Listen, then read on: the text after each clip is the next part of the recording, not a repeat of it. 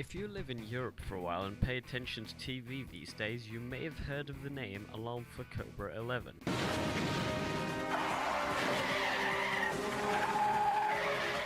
An extremely popular German TV show about two traffic cops and the situations they get into that's been going on since 1996, and in a few years will be in its 30th season.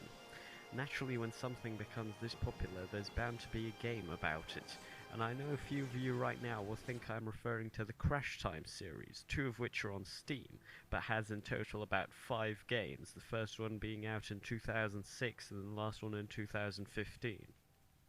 I do own Crash Time 2, although the third entry is said to be the best. And yeah, they are alright, sort of a mix of the early driver games with burnout physics. However, that is a story for another time, as it is not what I'm here to talk about. Turns out there were two other Cobra 11 games before this series that came out in 2003 and 2004 on the Sony PlayStation 2. Are they anything like Crash Time or the TV show? Well, let's find out, or the video would end right here now, wouldn't it? Now let's try out the second game, for surely a more complete experience, and I hadn't found the first one yet. Alright, 2004 devs, show me what you have. Alright, booting the game up we have the two protagonists and the theme music. It's a little bland, but I can't really complain since development was probably on a tight budget. You can pick story mode, race or time trials. I'm gonna go for story to experience the masterful writing of this obscure PS2 game. The missions take a while to load up, which is surprising considering not even top quality games for the time like Gran Turismo 4 had to wait this long, but I'm sure they had to get the graphics up and running. Yeah, the graphics will make up for it. No, they don't. And running a 512 by 512 resolution doesn't help either. It was 2004. These graphics sure don't seem it. The game looks arguably on par with Midtown Madness 2. That came out 4 years earlier in 2000, and even that was criticized at the time for having subpar graphics. It honestly looks like kind of an upscale of a PS1 game or an early PS2 demo disc. But hey, graphics aren't everything. Surely something else will make up for it. At least the map size is alright, and there's even a few destructible props here and there. We have power-ups and nitrous for some reason. Oh yeah, cause Semir and Ben are well known for their arcade racing antics. It's not really a major complaint though, and I don't want to dig into the devs too hard for this game since the budget was probably tight and developing wasn't exactly as easy as opening a Unity project back in 2004.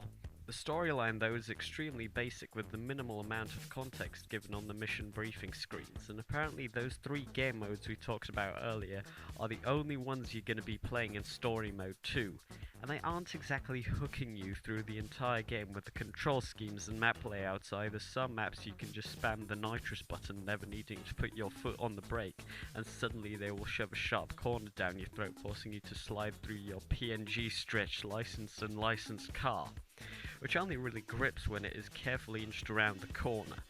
It also does the same thing as driven with the wind effect when boosting, which as you may guess gets kind of annoying quickly. Not that the soundtrack wouldn't do that for you already, as it has all of about 3 meh sounding songs.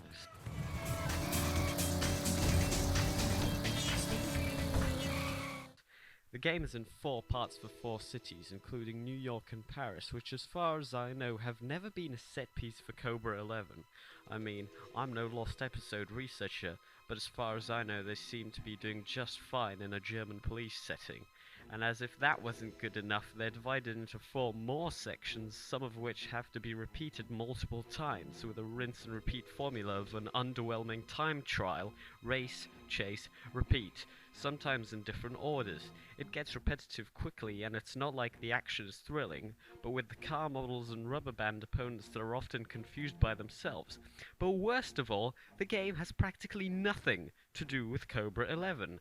I mean, sure, there might be some elements in there like German locations or maybe a little bit of a storyline, but there are no Semir Ben or the iconic BMWs or Mercedes. It's like they were given a vague description of the show and went, yeah mate, we could probably do something a bit like that, and then came out with this a few months later. And it's not exactly like the other gameplay modes are thrilling either. In fact, the most interesting innovative feature in this game is the episode guide for that season. All in all, a pretty basic racer, dare I say bargain bin tier. But wait, there was also the first game that I haven't played yet. Who knows, perhaps this will be a case of a bad sequel but a good original. Nope, it's the exact same game with different menu screens and GUI and a few changed cars and mission configs. There is no change in gameplay, no change in maps for the most part, and even the soundtrack is pretty much the same. The loading screen is a screenshot from what looks like a random bit of an episode, and I think that really just phrases it well. It's just a screenshot from an episode turned into a game that someone had to buy.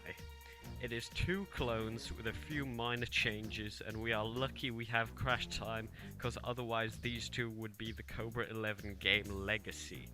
And around this time too, a lot of games are already copy-paste with rebrands, so it seems weird for a franchise like this to suffer the same treatment.